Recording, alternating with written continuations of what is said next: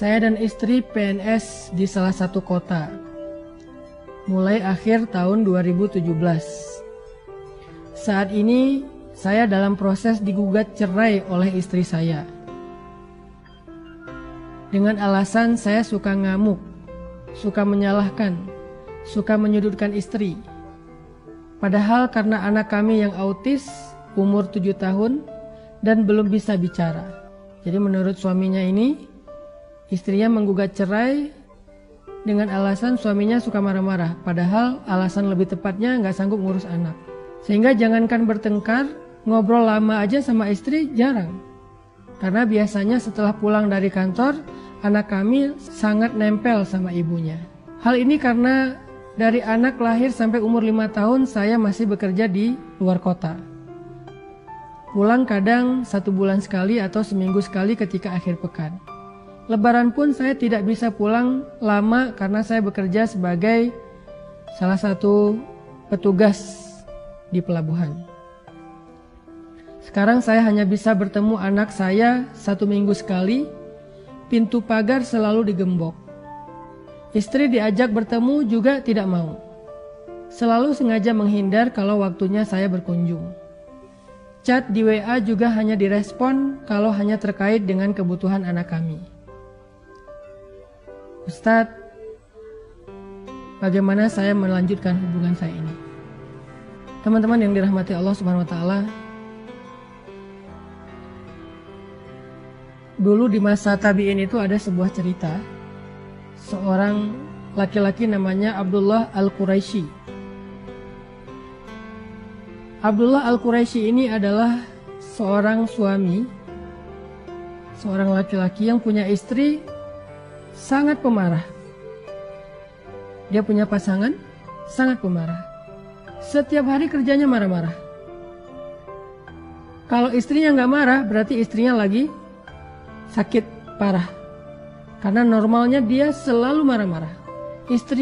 Suaminya itu dimarahin, dijelek-jelekin, dihina, dicela di depan orang banyak, bahkan sesekali disakiti secara fisik dengan dipukul atau dilempari dengan barang-barang tertentu. Pokoknya Abdullah Al-Quraisy ini punya seorang istri yang durhaka, yang akhlaknya tuh jelek banget. Bertahun-tahun Abdullah Al-Quraisy ini sabar. Dia nggak pernah ngeluh, dia nggak pernah membalas, apalagi sampai menceraikan istrinya. Dia nggak tega banget. Dia kasihan sama istrinya. Walaupun dia sedih, dia kecewa, dia sakit hati, tapi dia nggak tega. Dia kasihan. Dia hanya ngebayangin kalau diceraikan istrinya ini gimana nanti, siapa yang menafkahi. Dan adakah laki-laki yang mau memiliki istri kayak gini? Makanya dia nggak tega untuk menceraikan. Bertahun-tahun dia sabar. Sampai satu hari dia udah nggak tahan lagi, karena mungkin ini puncaknya. Mungkin ini istrinya kali ini marahnya luar biasa. Sampai akhirnya Abdullah Al-Quraisy udah gak tahan dengan istrinya. Dia pun pergi dari rumah. Dia pergi dari rumah untuk menenangkan diri dan menguatkan hati untuk memutuskan apakah bertahan atau menceraikan istrinya. Untuk sampai kepada keputusan itu dia perlu menyendiri. Dia perlu memikirkan matang-matang. Dia perlu berdoa kepada Allah. Akhirnya dia pergi dari rumah. Dia masuk ke sebuah masjid kecil yang ada di pinggir kota. Dia berniat untuk itikaf di masjid itu. Ketika dia masuk ke dalam masjid tersebut, dia melihat ada 2 orang laki-laki di dalam masjid itu juga sedang beritikaf, tapi mereka musafir. Jadi pada masa dulu masjid itu terbuka 24 jam.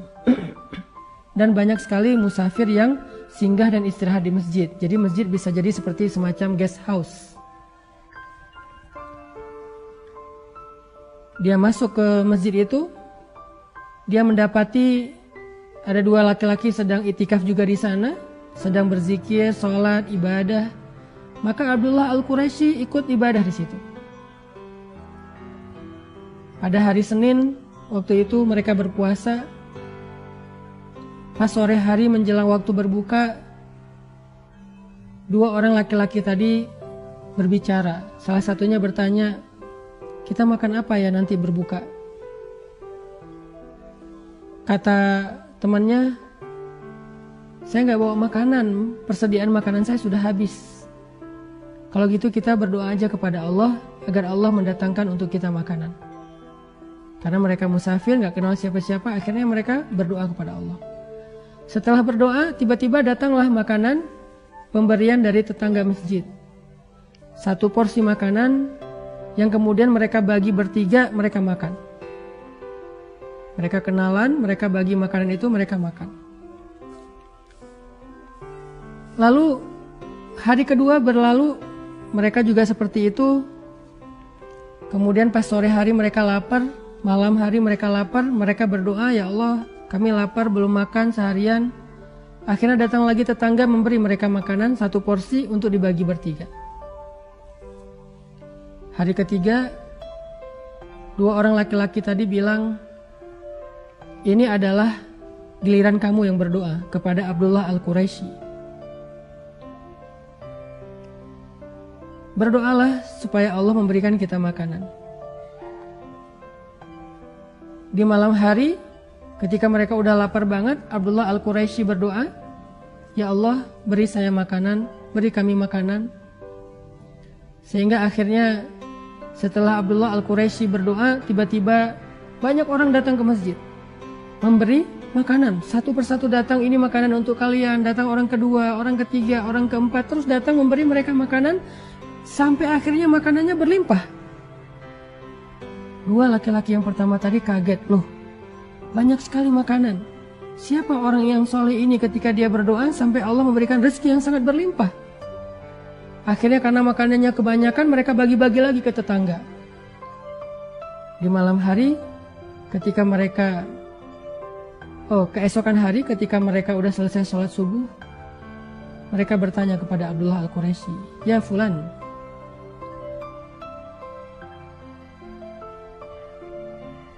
kenapa ketika engkau berdoa kepada Allah, Allah mendatangkan kita rezeki yang sangat berlimpah? Siapakah engkau? Siapa namamu? Abdullah Al-Quraisy kemudian menjawab, nama saya Abdullah. Mereka mengatakan, Abdullah siapa? Orang memanggil saya Abdullah Al-Quraisy. Akhirnya mereka kaget, mereka saling menatap, lalu mereka mencium tangan Abdullah Al-Quraisy dan mereka menceritakan cerita mereka. Mereka bilang, wahai Tuan, ya Syekh, kami ini berdua adalah orang yang sedang belajar ilmu hikmah. Kami berdoa kepada Allah, ya Allah, tuntun kami untuk bertemu dengan seorang guru yang bisa mengajarkan kami hikmah. Seorang guru yang bisa mengajarkan kami tentang sabar. Seorang guru yang bisa mengajarkan kami tentang akhlak yang baik. Kami terus berdoa. Tapi tiba-tiba setelah sekian kali berdoa, kami bermimpi. Di dalam mimpi itu kami bertemu dengan seorang laki-laki yang mengatakan, pergilah kalian ke kota Mekah dan carilah seorang laki-laki yang bernama Abdullah Al-Quraisy. Sesungguhnya dia orang solih.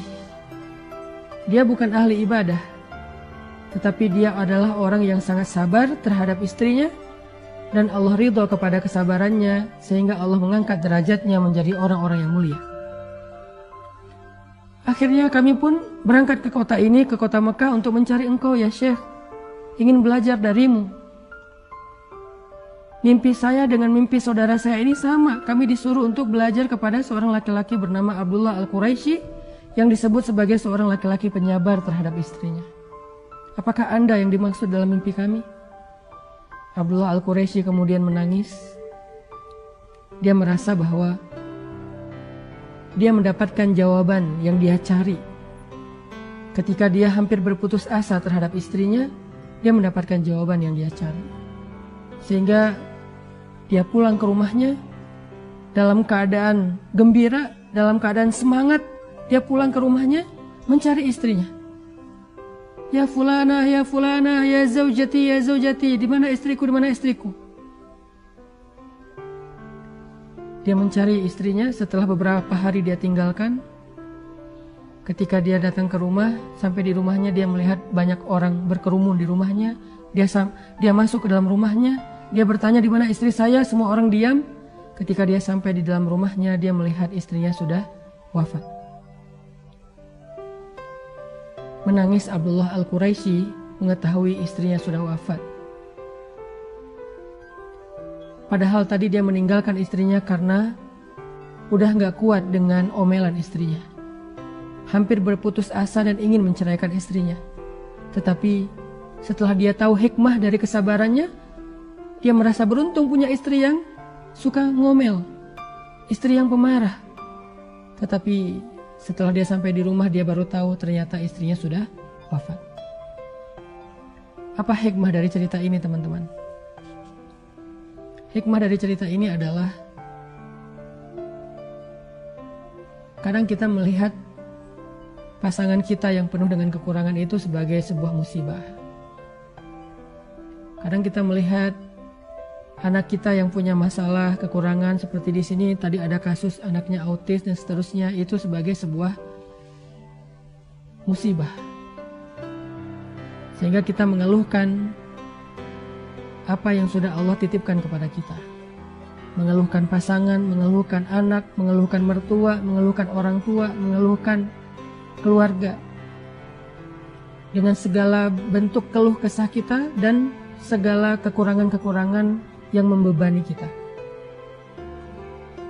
Tapi kita nggak pernah tahu, karena bisa jadi justru Allah Subhanahu wa Ta'ala mendatangkan kepada kita selama ini banyak kebaikan justru lewat kesabaran kita terhadap keluarga kita. Kita nggak pernah tahu. Bisa jadi selama ini karir kita itu bagus karena Allah melihat kesabaran kita di rumah. Kita nggak pernah tahu. Bisa jadi bisnis kita selama ini berkembang dan memberikan hasil yang luar biasa. Itu karena Allah ingin memberikan kita balasan atas kesabaran kita selama kita di rumah tangga. Kita nggak pernah tahu, bisa jadi kita sukses itu sebagai balasan dari Allah karena kesabaran kita di rumah. Kita nggak pernah tahu, bisa jadi banyak dari kebaikan hidup kita itu datangnya lewat kesabaran kita terhadap orang-orang yang ada di dekat kita. Sehingga ketika kita lari dari masalah itu, ketika kita lari berputus asa dari ujian itu, mencoba untuk mencari sesuatu yang lebih nyaman, bisa jadi Allah juga akan mencabut keberkahan dan kebaikan yang selama ini Allah berikan kepada kita. Kita nggak pernah tahu. Itulah kenapa Allah Subhanahu wa Ta'ala berfirman, "Fa inna ma'al usri yusra." Inna ma'al usri yusra. Sesungguhnya bersama kesulitan ada kemudahan. Bersama kesulitan ada kemudahan. Bersama istri yang suka ngomel, Allah datangkan kemuliaan. Bersama seorang anak yang punya kebutuhan khusus, Allah datangkan rezeki. Bersama suami yang pemarah, Allah datangkan kemuliaan. Seperti Allah memuliakan Asiyah karena suaminya. Kalau Asiyah tidak punya suami seperti Firaun, lalu dia bersabar atas kedurhakaan suaminya, mungkin Asiyah tidak menjadi perempuan yang istimewa. Bisa jadi Sayyidah Maryam, kalau tidak diuji dengan punya anak tanpa punya suami, lalu dihujat, dicela, dihina, dibully oleh masyarakatnya, mungkin Sayyidah Maryam tidak menjadi perempuan istimewa. Kalau Sayyidah Aisyah tidak diuji dengan sifat cemburu yang luar biasa terhadap istri-istri Nabi yang lain, mungkin Sayyidah Aisyah tidak menjadi perempuan istimewa.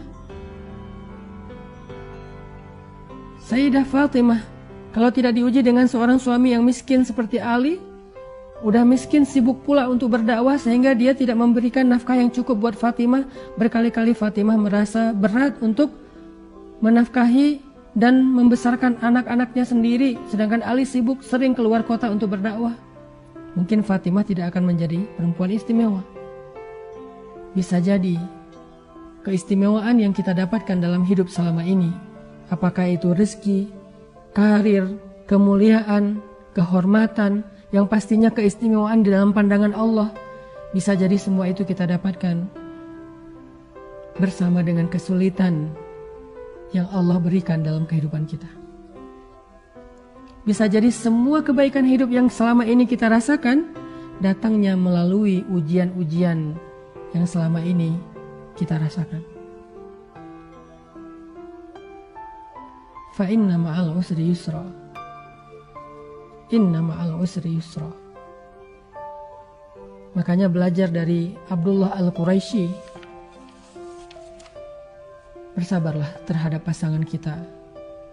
Teruslah meminta kepada Allah agar Allah memberinya petunjuk, agar Allah memberinya hidayah. Bersabarlah terhadap anak kita.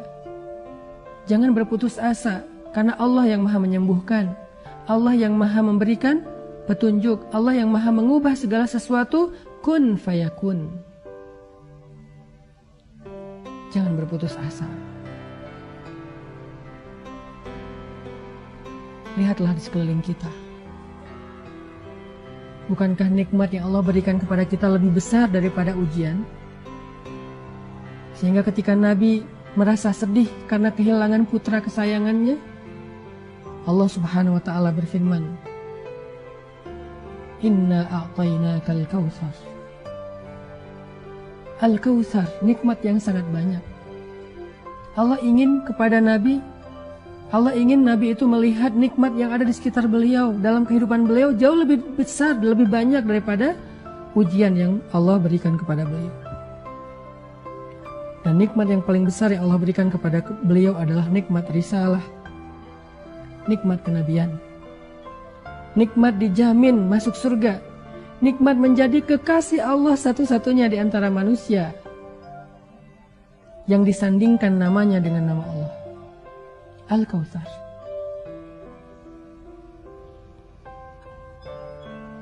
Maka cobalah kita lihat di sekeliling kita, dalam kehidupan kita. Bukankah selama ini kita mendapatkan banyak kebaikan dari Allah? Lalu coba tanya ke hati kita, kebaikan yang kita dapatkan itu karena alasan apa Allah berikan kepada kita? Ibadah kita sedikit, kenapa Allah berikan kita kebaikan? Dosa-dosa kita banyak, dosa-dosa kita di masa lalu berlimpah, kenapa Allah masih kasih kita kebaikan? Apa alasan Allah ngasih kita kebaikan selama ini dalam hidup? Coba kita tanya. Bisa jadi jawabannya, alasan Allah memberikan kita kebaikan selama ini dalam hidup adalah karena kita masih bersabar menghadapi ujian-ujian kehidupan.